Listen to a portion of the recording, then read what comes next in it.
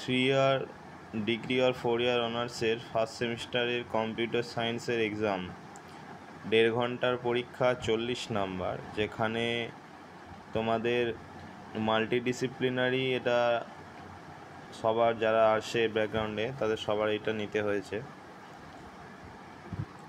এটা এবারই প্রথম পরীক্ষা হলো যার মোট 40টা এমসিকিউ এসেছে।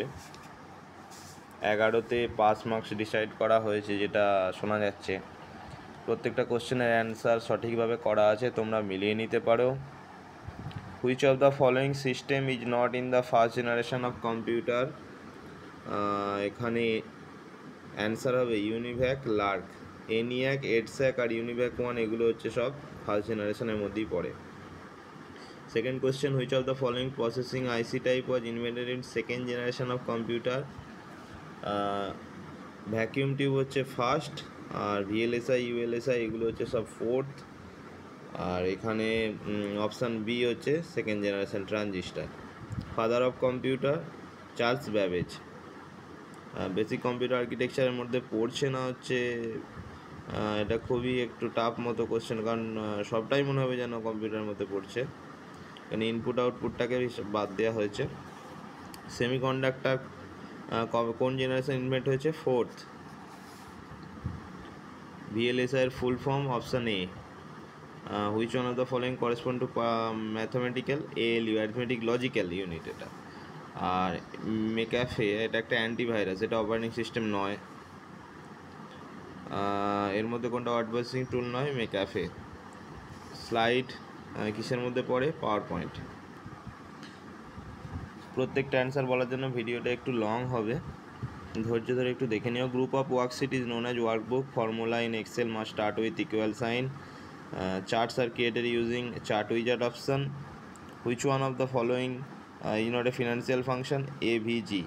তার মধ্যে পিভি, পিএমটি, এনপিআর এগুলো সব হচ্ছে ফিনান্সিয়াল ফাংশনের মধ্যে পড়ে।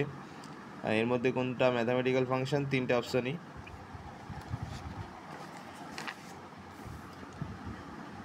এমএস অ্যাক্সেস টুল দিয়ে আমরা ডেটাবেস তৈরি করতে পারি। অপশান 16 দাগেরটা। A database is a collection of logical related data. এর মধ্যে ডিবিএমএস সফটওয়্যার 9 হচ্ছে উইন্ডোজ একটা অপারেটিং সিস্টেম। 19 দাগেরটা all of the above. Primary key must be unique, যেমন রোল নাম্বার, ফোন নাম্বার। 21 হচ্ছে কোশ্চেনটা বলেছে পাওয়ার পয়েন্ট শোতে কোন ধরনের ফরম্যাট অ্যাড করা যায়? সমস্তই অ্যাড করা যায়। পাওয়ার পয়েন্ট প্রোটাকে আবিষ্কার করেছে না Robert Gaskin and Dennis Austin. PowerPoint ফাইলের ডিফল্ট ফাইল নেম হচ্ছে প্রেজেন্টেশন। হচ্ছে Ctrl+M শর্টকাট দিয়ে আমরা নতুন স্লাইড ওপেন করতে পারি, ইনসার্ট করতে পারি।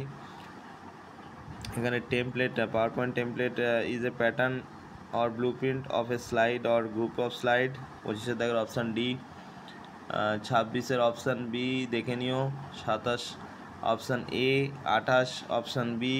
29 Microsoft Word is a application software. আর এখানে ফন্ট প্রেস করে আমরা হেল্প উইন্ডো খুলতে পারি। 30 এ। Ctrl+A দিয়ে আমরা এমএস ওয়ার্ডের সমস্ত সিলেক্ট করতে পারি।